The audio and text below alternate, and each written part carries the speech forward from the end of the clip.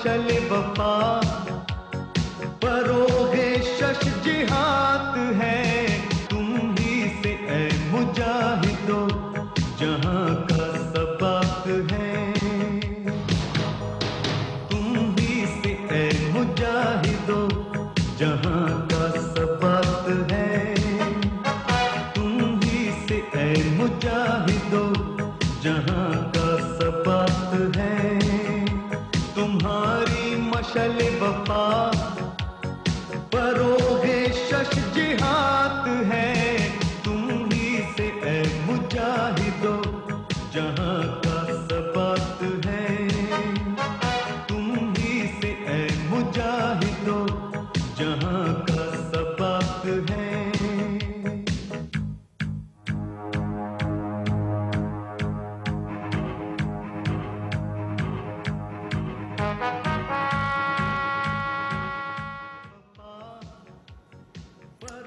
अस्सलामुअलैकुम नाज़रीन, आपने मौर्रिख को तारीख रकम करते हुए पढ़ा होगा, सुना होगा।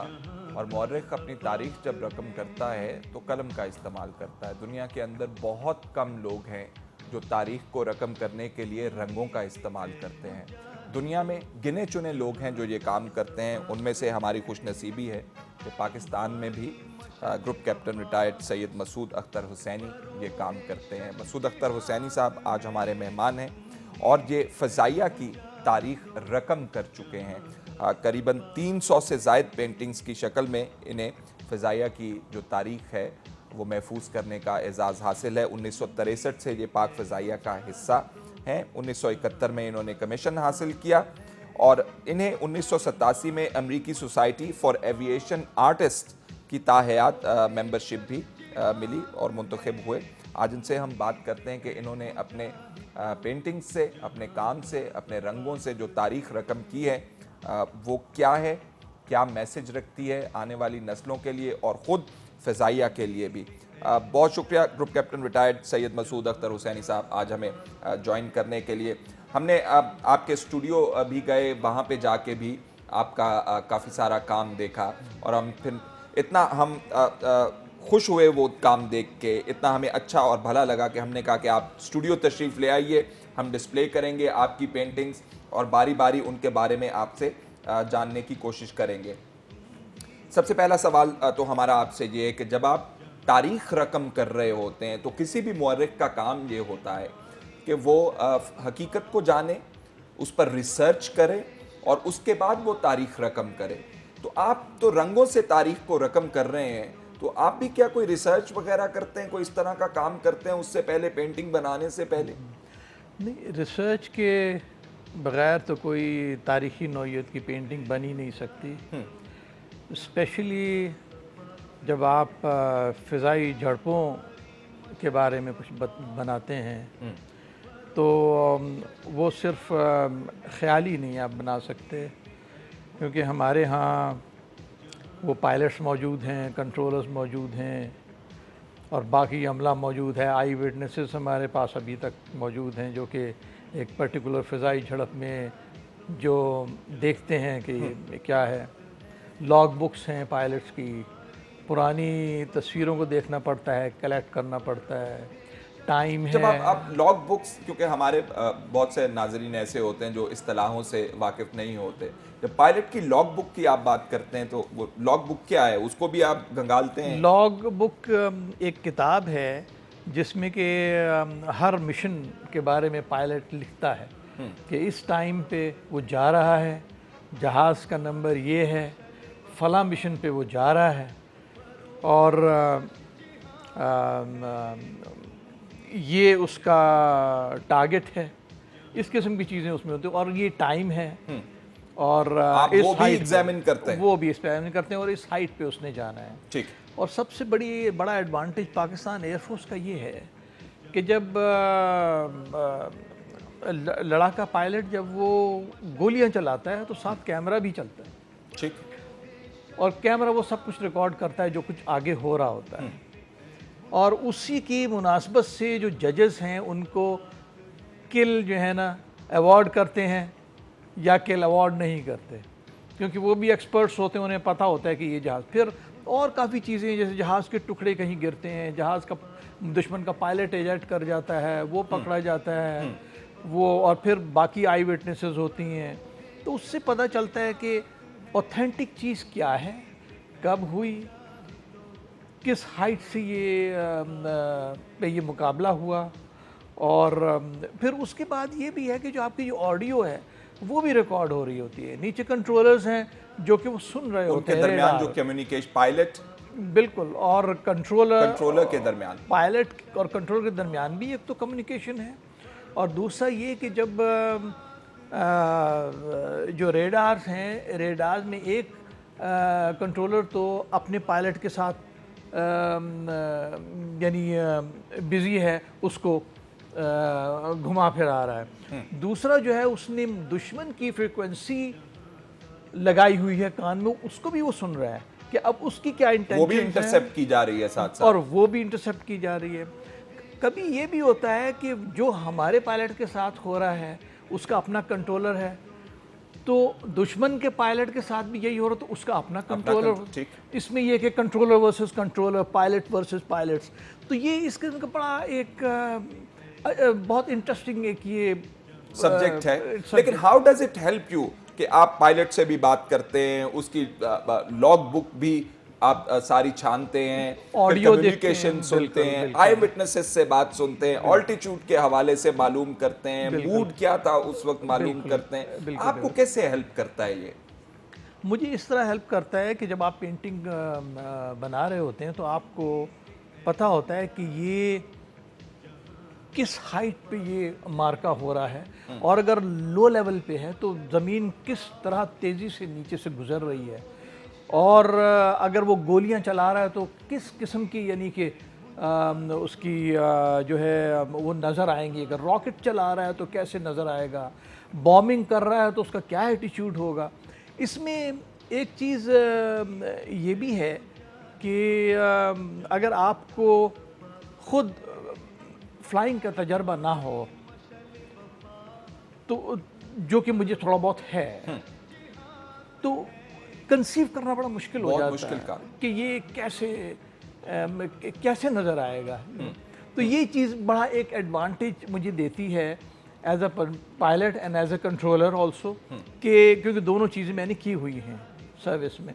तो फ़िज़ाई झड़प कैसे होती है, उसमें क्या मनाजिर हैं, कैसा देखने वाले को कैसा नज़र आएगा, तो इसमें यही एक वजह है कि जब पाकिस्तान एयरफोर्स के जो प्रोफेशनल्स हैं और पायलट्स हैं और जो लोग इससे ताल्लुक़ रखते हैं, जब वो देखते हैं तो उन्हें इसमें थोड़ा बहुत रियलिटी का एहसास होता है कि हाँ शायद ऐसा ही। आपके साथ कभी ऐसा हुआ कि आपने तमाम अपना काम कर लिया, रिसर्च कर ली, पायलट से बात कर ली, और अगर आप बैठे पेंटिंग करने के लिए, मंजर कशी करने के लिए, तो आपने रोक दिया और कहा कि नहीं, एक दफ़ा फिर मुझे इस पे पायलट से बात करनी है, नहीं एक दफ़ा फिर मुझे जाके ज़रा कम्युनिकेशन का पता करना, कभी ऐसा होता है आपके साथ?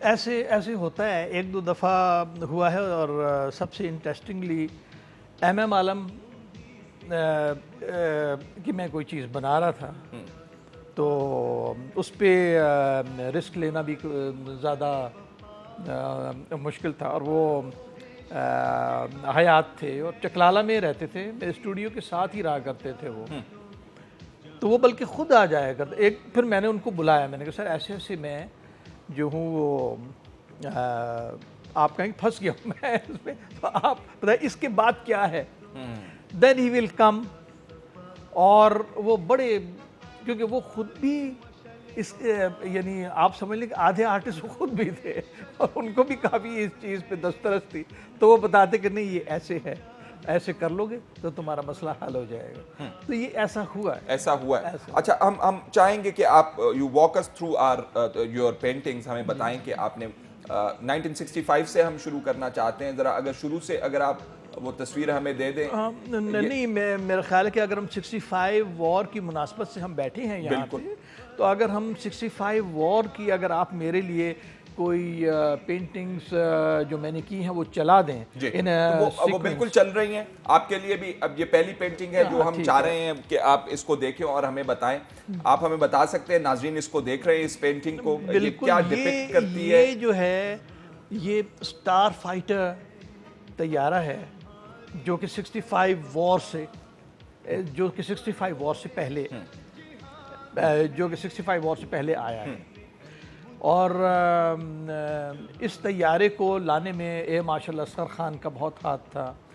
F-86 जो अमेरिका के थे उनको लाने में असगर ख़ान का बहुत हाथ था। तो ये एक आवाज़ से तेज़ तैयारा था और जो कि 100,000 फीट से ऊपर उड़ भी सकता था। बहुत तेज़, बहुत ख़तरनाक तैयारा था। ये 15 सितंबर 1965 को 15 दिसंबर 1965 को उतरा है। उस दौर के जदीद तरीन तैयारों में से ये एक तैयारों से एक है। 15 सितंबर 1961 को ये सरगोदा में आ गया था और इसको चला रहे हैं उनके squadron commander, wing commander M Sadruddin. इनके पीछे जो हैं वो आ रहे हैं flight lieutenant Mervyn Leslie Middlecoat, बहुत मशहूर। इस तैयारे के पीछे हमें एक तैयारा नजर आ रहा है जो वो तैयारा आप बता रहे हैं मिडलकोट, फ्लाइट लेफ्टिनेंट मिडलकोट उड़ा रहे हैं।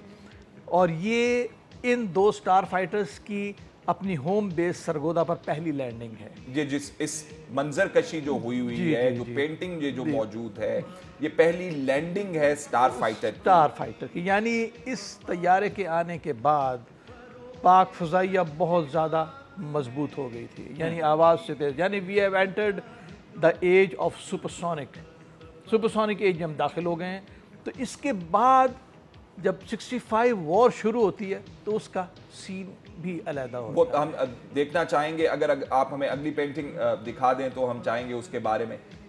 ये आपने मंजर कशी की हुई है, ये थोड़ा सा हमें बताएं ये क्या है।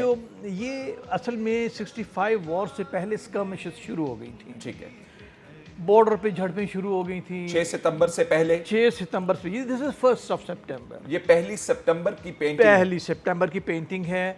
और इसमें रफ़ीकी और उनके नंबर 2 फ्लाइट लेफ्टिनेंट इम्तियाज़ भट्टी, स्क्वाड्रन लीडर रफ़ीकी लीडर हैं।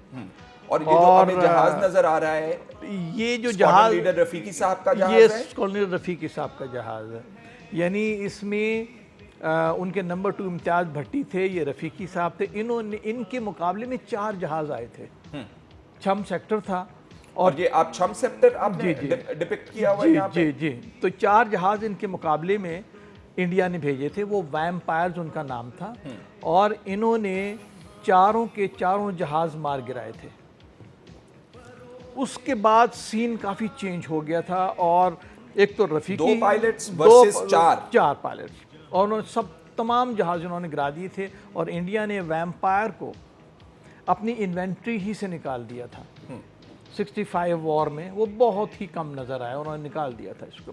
रफ़ीकी हीरो बन गए थे और इम्तियाज़ भट्टी साहब बहुत ही नामवर पायलट हैं। तो ये यानी पाकिस्तान की एक समझ लें कि विक्ट्री की जो एक लाइन थी वो शुरू हो गई थी।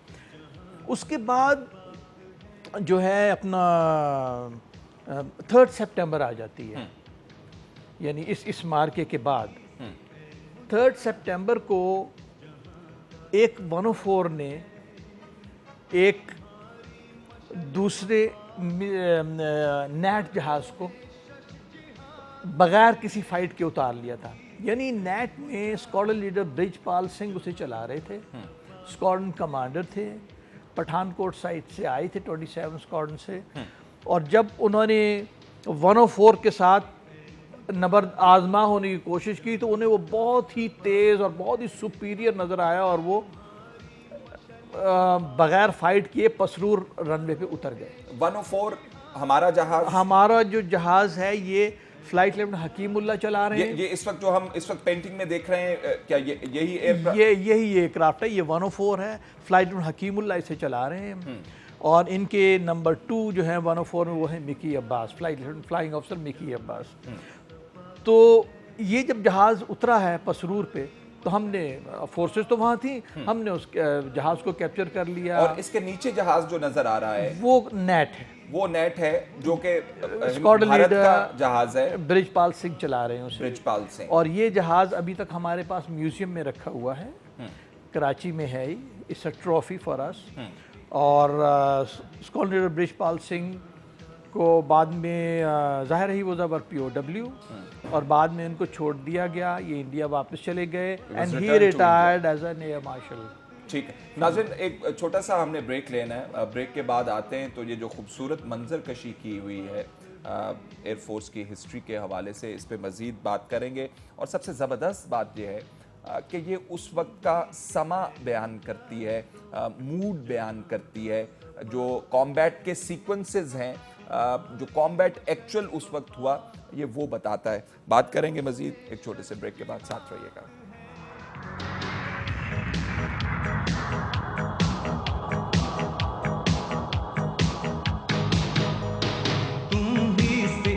मुजाहिदो जहां का सबक है, तुम्हारी मशल वफा परोगे शश जिहाद है, तुम ही से ए मुजाहिदो जहां का सबक है।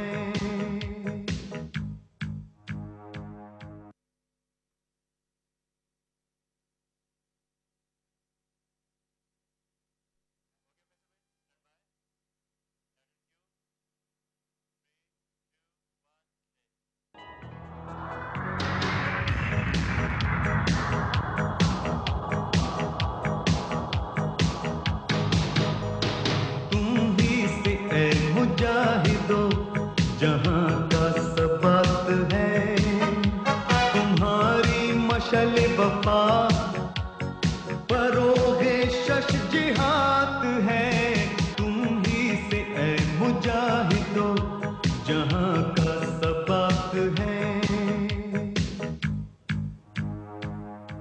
ब्रेक के बाद खुश आमदीद नाज़रीन, बात कर रहे हैं हम यौम दफ़ा के हवाले से और ख़ास तौर पे फ़ज़ाइया की हिस्ट्री के हवाले